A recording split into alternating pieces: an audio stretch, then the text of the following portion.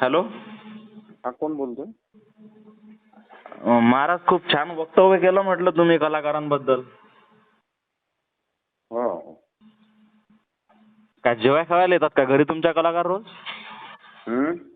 कलाकार म्हटलं जेवण घेऊन करायला येतात का तुमच्या घरी रोज? कुठले?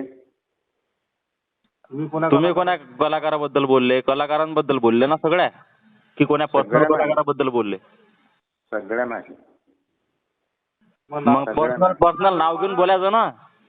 नाही. कीर्तनकार आहे ना तुम्ही? कोण? ज्ञानोबा नाही. तुकोबाचे प्रमाण देऊन बोलता ना तुम्ही? हा, मग तेच ना. मग हा, मग प्रमाण देऊन बोलले का तुम्ही तिथं?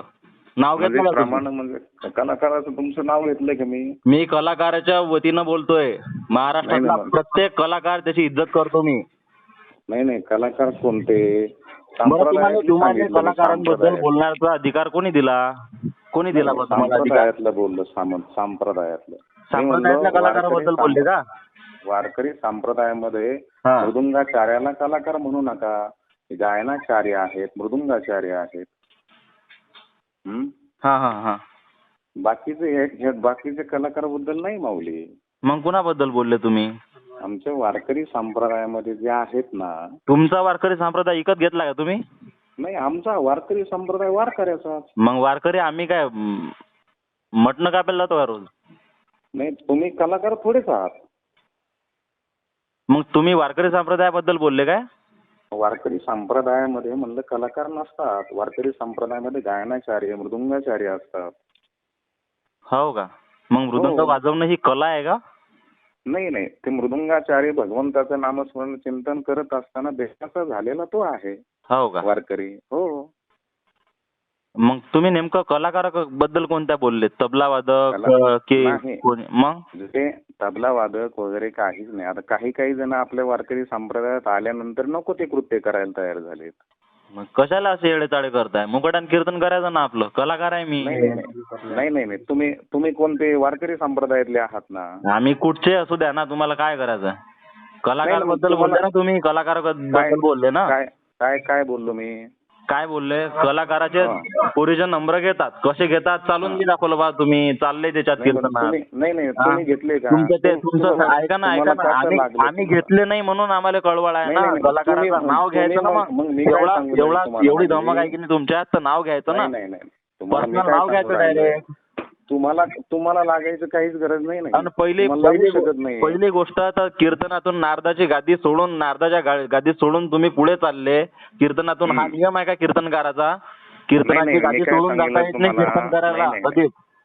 हे बघा माऊली, कीर्तनकाराला नारदाची गादी सोडून जाता येत नाही. तुम्ही पुढे कसे गेले? तुम्ही तसं काही कृत्य केलंच नाही ना. नाही. हे लागणार नाही ना. मग आम्ही समजा उद्या असं बोललो तर तुम्ही कीर्तनाची मर्यादा सोडली त्याच्यात. कीर्तनकाराची गादी आहे, नारदाची गादी आहे. नारदाची गादी सोडून खाली आहे. खाली परत त्या मंचकाच्या खालीच नाही आलो माऊली मी. मंचकाचं काय घेऊन देण्याला? नारदाची गादी म्हणजे ते गोंगडी. तिथे तुम्ही उभे आहे, त्या जाग्यावर उभं राहायचं ना. नाही. मी काय म्हणतो, ब्रह्मज्ञान कोरडे पाषाण. नाही. कोरडे पाषाण कसं काय म्हणता येईल? मग कशाला शेंगा झाडायच्या आपल्या? नाही. तुम्ही असं काही कृत्य केलंय का? तुम्ही संप्रदायात येऊन केलंय का? काही नाही केलं ना. बरं, आम्ही हे समजा आता हे एवढे अशोक खरात वगैरे हे असे आता चालले वारकरी संप्रदायाचे एवढे प्रकरण होतात. आम्ही त्याच्याबद्दल काही बोललो का कधी? नाही. तुम्हाला नाही. आपल्या वारकरी संप्रदायामध्ये जे प्रकरण व्हायला नको, त्यांच्याबद्दल बोला ना. त्यांच्याबद्दल बोला ना. बोललोय ना मी. ते बी बोललो ना मी. ते बी बोलतोय ना माऊली मी. ते बरं का माऊली, आता तुम्ही आहात. वारकरी संप्रदायाबद्दल राष्ट्रवादीवाला तो बोलला, तो त्याच्याबद्दल बोला काही दोन शब्द. माझी पडली क्लिप माझी बी. नेवाच्या फाट्यावर झालं आता संत संमेलन. तुम्ही हे उधळत गेला वाटते मग कलाकार वगैरे सगळं. बाकी तुमचं वक्तव्य ज्ञानोबा तुकोबावर तर काही दिसलं नाही बापा. होय, तितकं पण आहे माऊली. आणि एक सांगतो, आपण जे कृत्य केलं नाही ना, आपण जे केलेलं नाहीये ना, तुम्हाला ते झोमणारच नाही ना. ते तुम्ही करताय का? नाही करत ना. तुम्ही कलाकाराचे आयुष्य बघितलं का तुम्ही?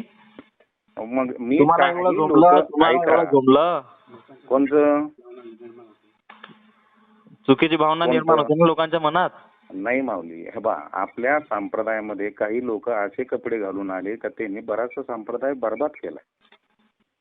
बरं तुम्ही तुमचंच काम करा ना मग. बाकी काय हे संप्रदाय येऊ करते तेऊ करते करू द्या ना मग. नाही. संप्रदायात आपल्या संप्रदायाला जर लोक दुसरे कलाकार येऊन जर काही जर बदनाम करत असेल तर आपण काम करायचं? महाराज कोणी दुधानं धुवेल नाही ना, तुम्ही नाही ना मी नाही, मग काय लय फालतू हे करा. नाही असं कसं करता येईल माऊली? असं कसं करता येईल म्हणजे तुम्ही कलाकाराबद्दल काय उघड शब्द वापरता? नाही. स्वतःचं आचरण काय तिकडे? मी काय आचरण काय?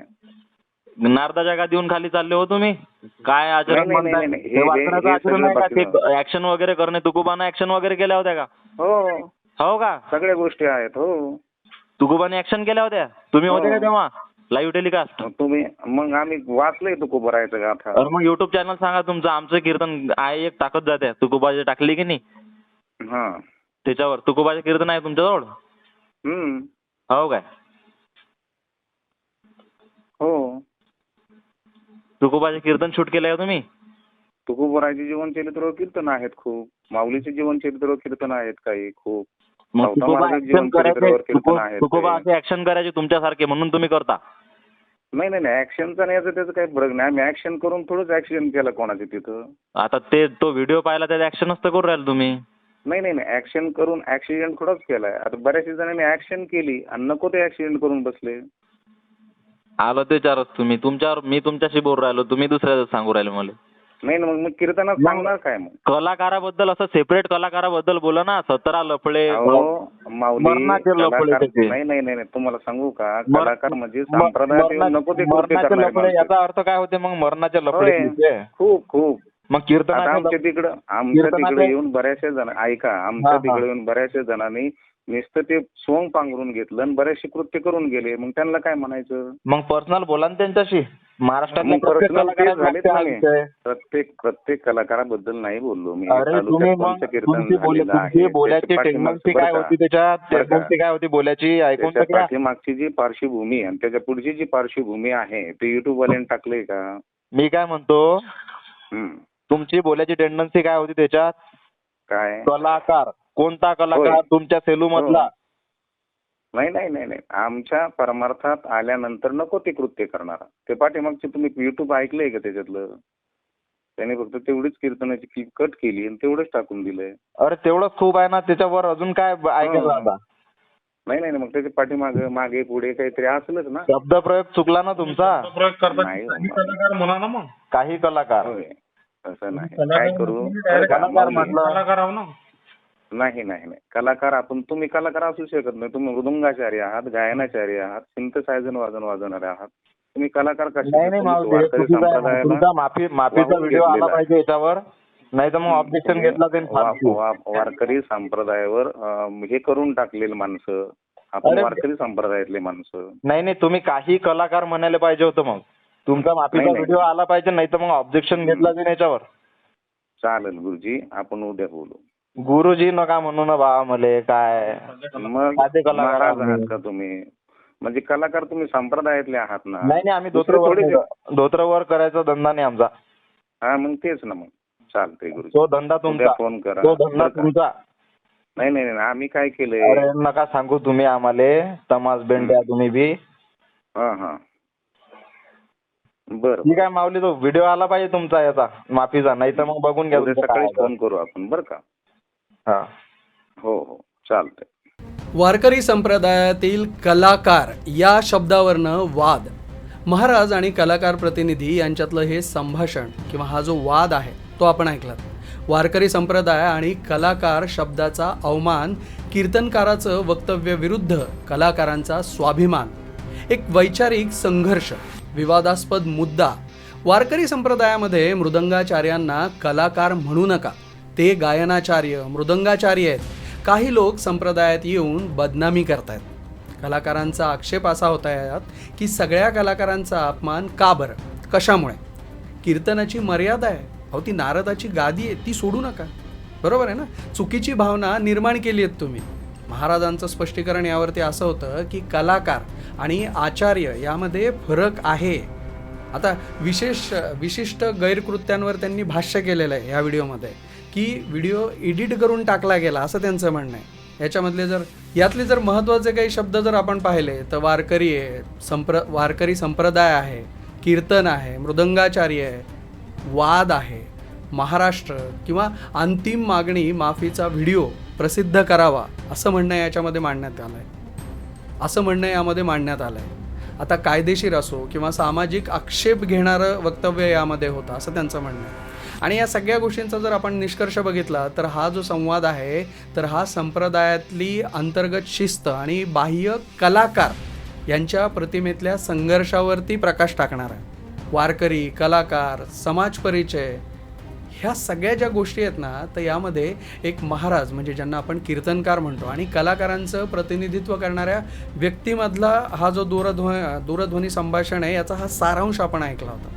तर यामध्ये कीर्तनादरम्यान कलाकारांबद्दल केलेल्या कथित अपमानजनक वक्तव्यावर आणि वारकरी संप्रदायातील परंपरांच्या पालनावर चर्चा करण्यात आलेली आहे. तपशीलवार मुद्द्यांचा अगदी सारांश बघायचा झाला तर कलाकार विरुद्ध आचार्य या शब्दावरनं वाद किंवा संभाषणाची सुरुवात एका व्हायरल व्हिडिओवरनं झालेली आहे, ज्यामध्ये महाराजांनी कलाकारांबद्दल काही विधानं केली होती. महाराजांचं असं मत आहे की वारकरी संप्रदायामध्ये मृदंग वाजवणारे किंवा गायन करणारे हे कलाकार नसून ते मृदंगाचार्य आहेत आणि गायनाचार्य आहेत. त्यांच्या मते ही कला नसून भगवंताचं नामस्मरण आणि चिंतन करण्याची एक त्यांची पारंपरिक पद्धत आहे. पण समोरच्या व्यक्तीने काय केलं, त्याने असा युक्तिवाद केला की बाबा आता महाराजांनी सरसकट सगळ्या कलाकारांचा अपमान केला आहे. बरोबर, त्यांचं असं म्हणणं पडलं की हे म्हणजे एका कलाकारापुरतं मर्यादित नाही आहे, तर याच्यामध्ये सगळेच कलाकार त्यांनी समावेशित करून घेतलेले आहेत. तर त्याच्यामुळे त्यांचं म्हणणं असं होतं की एकच नाही तर सरसकट सगळ्या कलाकारांचा अपमान केलेला असून वैयक्तिक नाव न घेता संपूर्ण कलाकार वर्गालाच लक्ष केलेलं आहे त्यांनी आणि हे सगळं चुकीचं आहे असं त्या समोरच्या व्यक्तीचं म्हणणं होतं. आणि या दोन्हीमधल्या दृष्टिकोनाची जर आपण तुलना केली ना तर आपल्या हे लक्षात येतं की कलाकार म्हणावं का आचार्य म्हणावं. आता महाराजांचा पक्ष जर आपण पाहिला तर संप्रदायात कलाकार नसतात, फक्त सेवा करणारे असतात किंवा आचार्य असतात, फक्त सेवा करणारे आचार्य असतात. आता प्रतिनिधीचा जो पक्ष आहे जर त्याबद्दल जर आपण बघितलं तर प्रतिनिधीचा पक्ष मृदंग वाजवणे ही एक कला आहे आणि हे सगळे कलाकार आहेत ते आदरास पात्र आहेत असं त्यांचं म्हणणं आहे. आता संप्रदायातलं जर आचरण आणि कीर्तनाची मर्यादा प्रतिनिधीने महाराजांवर असा आरोप केला आहे की त्यांनी कीर्तन करताना नारदाची गादी म्हणजे जे अगदी पवित्र व्यासपीठ आहे ते सोडून खाली येऊन काही हालचाली केल्या समजा की जे कीर्तनकाराच्या मर्यादेत बसत नाही आहे. आणि याच्यावरती महाराजांनी स्पष्टीकरण दिलं की बाबा त्यांनी काही व्यासपीठ सोडलं नव्हतं आणि काही लोक संप्रदायात येऊन चुकीची कृत्य करत असल्यामुळे त्यांनी तिखट भाषेत त्याच्यावरती वक्तव्य केलं होतं, त्याच्यावरती भाष्य केलं होतं.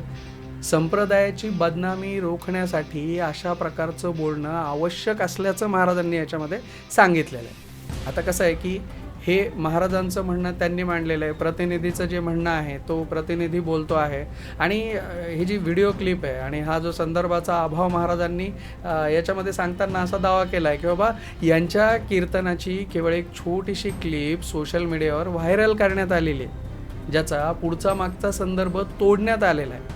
म्हणजे हे मधलंच काहीतरी घेतलं आहे असं त्यांचं म्हणणं आहे. आणि त्यांनी केवळ अशा लोकांबद्दल भाष्य केलं होतं जे संप्रदायात येऊन गैरवर्तन करत आहेत.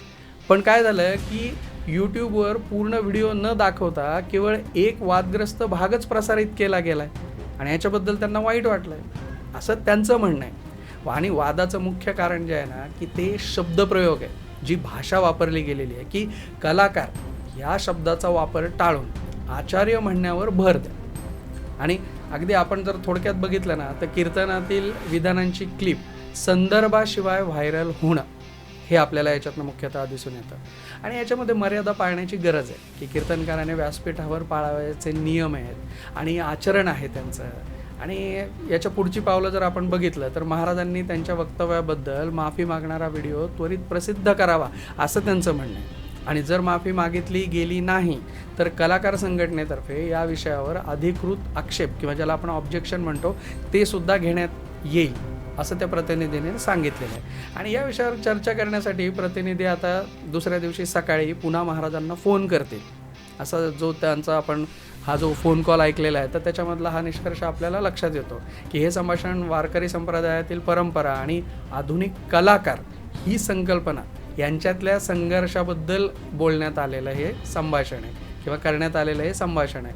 आणि संवादाचा शेवट जर आपण बघितला तर ते लक्षात येतं की हे खूपच तणावपूर्ण झालेलं असून पुढची जी कार्यवाही आहे की ती महाराजांच्या माफीनाम्यावरती किंवा स्पष्टीकरणावरती डिपेंड आहे किंवा अवलंबून आहे.